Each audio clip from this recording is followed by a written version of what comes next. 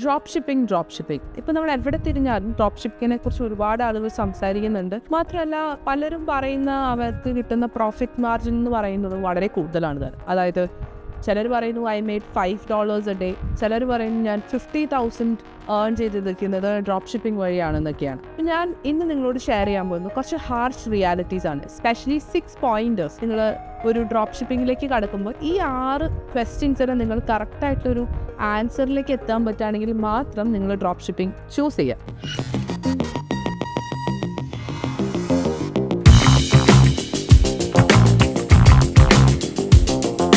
Number 1 and the biggest problem is the profit.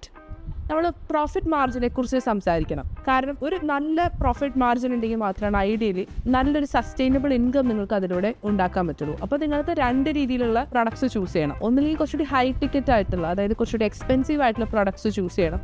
അതല്ല എങ്കിൽ ഒരുപാട് സെയിൽസ് ഉണ്ടാക്കുന്ന പ്രൈസ് കുറഞ്ഞിട്ടുള്ള പ്രൊഡക്ട്സ് ചൂസ് ചെയ്യണം. രണ്ടായാലും ഐഡിയലി നിങ്ങൾക്ക് മിനിമം ഒരു 30 to 40% എങ്കിലും പ്രൊഡക്റ്റിൻ്റെ മേലൊരു മാർജിൻ നിങ്ങൾക്ക് സ്വന്തമാക്കി കിട്ടുന്നില്ല എങ്കിൽ ഇറ്റ് ഈസ് ഭയങ്കര എക്സോസ്റ്റിംഗ് ആവുകയും പിന്നീട് നിങ്ങൾ കംപ്ലീറ്റ് ആയിട്ട് ഈ ഡ്രോപ്പ് ഷിപ്പിംഗ് എന്ന് പറയുന്ന കാര്യം നിർത്താനും സാധ്യതയുണ്ട്. Number 2 is the source. നിങ്ങൾ എവിടെ നിന്നാണ് ഈ പ്രൊഡക്ട്സ് സോഴ്സ് ചെയ്യുന്നത്? ലോക്കൽ സെല്ലേഴ്സിൻ്റെ കയ്യിൽ നിന്നാണോ? അതല്ലെങ്കിൽ റീസെല്ലിംഗ് പ്ലാറ്റ്ഫോംസ് ആയിട്ടുള്ള മീഷോ, പോർഷ്മാർക്ക് അല്ലെങ്കിൽ ഇന്ത്യ മാർട്ട് പോലുള്ള സൈറ്റ്സിൽ നിന്നാണോ? ഇതിനകത്തുള്ള ഏറ്റവും വലിയ പ്രശ്നം, നമുക്കൊരു എക്സാമ്പിളായിട്ട് റീസെല്ലിംഗ് ആപ്പായിട്ടുള്ള ഏറ്റവും കൂടുതൽ ആളുകൾ കേട്ടിട്ടുള്ള മീഷോ എടുക്കാം.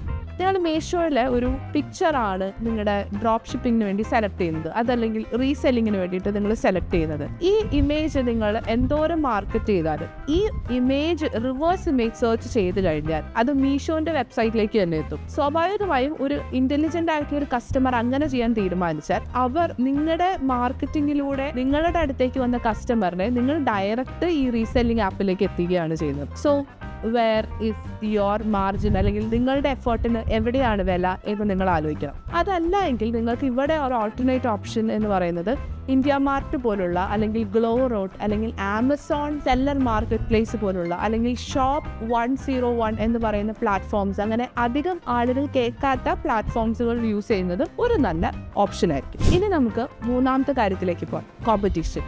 ആസ് എ നിങ്ങൾ എടുക്കുന്ന ഒരു പ്രൊഡക്റ്റിനും ഒരുപാട് കോമ്പറ്റീഷൻ ഉണ്ടെന്ന് വിചാരിക്കുക. ഇപ്പോൾ ഏറ്റവും ട്രെൻഡിങ് ആയി നിൽക്കുന്ന ഒരു കാര്യമാണ് ഈ ഫസ്റ്റ് കോപ്പി, സെക്കൻഡ് കോപ്പി ആയിട്ടുള്ള പ്രൊഡക്ട്സ്. പല റിനൗൺഡ് ആയിട്ടുള്ള ബ്രാൻഡ്സിന്റെ കൗണ്ടർ ഫിറ്റ് ആയിട്ട് ഇറങ്ങുന്ന, ചീപ്പർ ആയിട്ട് ഇറങ്ങുന്ന അതിന്റെ ഡ്യൂപ്ലിക്കേറ്റ് പ്രൊഡക്ട്സ്. നിങ്ങൾ തന്നെ നിങ്ങളുടെ ഇൻസ്റ്റഗ്രാമിലോ അതല്ലെങ്കിൽ മറ്റേതെങ്കിലും നിങ്ങൾ യൂസ് ചെയ്യുന്ന സോഷ്യൽ മീഡിയ പ്ലാറ്റ്ഫോമിൽ ജസ്റ്റ് വാച്ച് എന്നൊന്ന് സെർച്ച് ചെയ്ത് കൊടുത്താൽ തന്നെ ഒരേ വാച്ചിന്റെ എത്ര ഡ്യൂപ്ലിക്കേറ്റ് ഓപ്ഷൻസ് ആണ് അവൈലബിൾ ആവുന്നതെന്ന് കാണാൻ പറ്റും. സോ ആളുകൾ ഇങ്ങനെയുള്ള സാഹചര്യത്തിൽ ഏറ്റവും ചീപ്പർ ആയിട്ടുള്ള ഒരു ഓപ്ഷൻ ചൂസ് ചെയ്യാനുള്ള ഒരു സാധ്യതയുണ്ട്.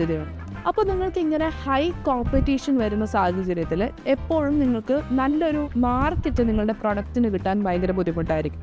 അപ്പോൾ ഇവിടെ നിങ്ങൾക്ക് ചെയ്യാൻ പറ്റുന്നത് അധികം ലെസർ നോൺ ആയിട്ടുള്ള എന്നാൽ ആളുകൾക്ക് കൂടുതൽ ആവശ്യമുള്ള ഒരു പ്രൊഡക്റ്റിലേക്ക് അല്ലെങ്കിൽ പ്രൊഡക്ട്സിലേക്ക് നിങ്ങളുടെ ഡ്രോപ്പ് ഷിപ്പിങ്ങിനെ ലിമിറ്റ് ചെയ്യുക എന്നുള്ളതാണ്. And the next important point is product quality and unsatisfied customers. ഒരു ബിസിനസ്സിനെ സംബന്ധിച്ച് അവർക്ക് വരുന്ന റിട്ടേണിംഗ് കസ്റ്റമേഴ്സ് ആണ് ഏറ്റവും വാല്യുബിൾ ആയിട്ടുള്ള സോഴ്സ് എന്ന് പറയുന്നത്. അവരാണ് ആ ബിസിനസ്സിൻ്റെ ശരിക്കും പറയുന്ന ഒരു അഡ്വക്കേറ്റ്സ് തന്നെ.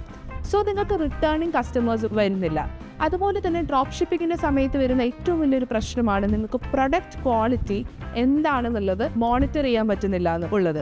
കാരണം നിങ്ങൾ ആ പ്രൊഡക്റ്റ് വാങ്ങിക്കുന്നില്ല. രണ്ടാമത്തത്, ഇൻ കേസ് നിങ്ങൾ ആ പ്രൊഡക്റ്റ് വാങ്ങിച്ച് യൂസ് ചെയ്ത് നോക്കിയിട്ടുണ്ടെങ്കിൽ പോലും നിങ്ങളുടെ കസ്റ്റമറിന് എത്തുന്നത് ആ സെയിം പ്രൊഡക്റ്റ് ആയിരിക്കുമോ എന്നുള്ളത് കസ്റ്റമറിന് എത്തിക്കഴിഞ്ഞാൽ മാത്രം നിങ്ങൾക്ക് അറിയാവുന്ന ഒരു കാര്യമാണ്. സോ ഇങ്ങനത്തെ സാഹചര്യത്തിൽ പ്രൊഡക്റ്റിൻ്റെ ക്വാളിറ്റി നിങ്ങൾക്ക് മോണിറ്റർ ചെയ്യാൻ പറ്റില്ല. ഒപ്പം നിങ്ങളുടെ കസ്റ്റമർ സാറ്റിസ്ഫൈഡ് ആകുമോ എന്നുള്ളതും സംശയമാണ്. സോ ഇത് രണ്ടും വളരെ ഇമ്പോർട്ടൻ്റ് ആയിട്ടുള്ള കാര്യങ്ങളാണ്. Number 5 is marketing. ഈ ഡ്രോപ്പ് ഷിപ്പിങ്ങിന് നല്ല രീതിയിലുള്ള ഒരു സക്സസ് ഉണ്ടാക്കണമെങ്കിൽ നല്ല രീതിയിൽ അതിനെ മാർക്കറ്റ് ചെയ്യേണ്ടി വരും. കാരണം ഇതൊരു ഇൻസ്റ്റൻറ്റ് സക്സസ് തരുന്ന ഒരു ഗെറ്റ് റിച്ച് ക്വിക്ക് മെത്തേഡ് അല്ല. Drop shipping also takes time. അതിനൊരു ബ്രാൻഡ് ഡെവലപ്പ് ചെയ്യാൻ വളരെയധികം ബുദ്ധിമുട്ടാണ്. ഒപ്പം അതിനകത്ത് കസ്റ്റമേഴ്സിനെ അട്രാക്ട് ചെയ്യാനും മാത്രമല്ല അധികം സ്റ്റോക്ക് ഇമേജസ് ആകുമ്പോൾ ഇന്നത്തെ സാഹചര്യത്തിൽ ഒരുപാട് ആളുകൾ സ്കാം ചെയ്യപ്പെടുന്ന ഒരു സാഹചര്യത്തിൽ നിങ്ങളിലേക്ക് വിശ്വാസയോഗ്യമായിട്ട് നിങ്ങൾക്ക് ആ ബ്രാൻഡ് ബിൽഡ് ചെയ്യാൻ ഒരു പക്ഷേ കുറച്ചധികം ഡിഫിക്കൽട്ടായിരിക്കും. സോ ഇതും നിങ്ങൾ വളരെയധികം ഓർത്തിരിക്കേണ്ട ഒരു കാര്യമാണ്. സോ ഇനി നമുക്ക് പല ഡ്രോപ്പ് ഷിപ്പേഴ്സും പറഞ്ഞു കേട്ടിട്ടുള്ള ഒരു അഡീഷണൽ പോയിന്റിലേക്ക് വരാം, sudden price hikes.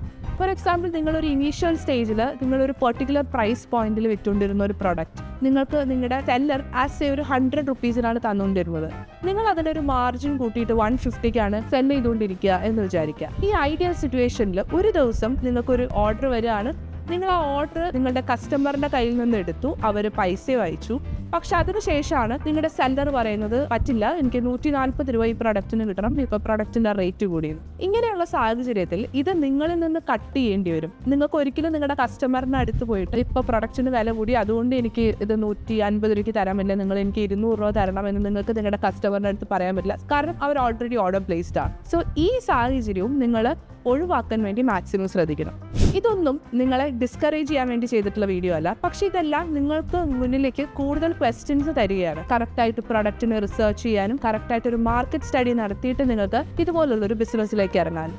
And understand this, drop shipping എന്ന് പറയുന്നത് ഒരു ഇൻസ്റ്റന്റ് സക്സസ് തരുന്ന ഒരു ബിസിനസ് മോഡൽ അല്ല.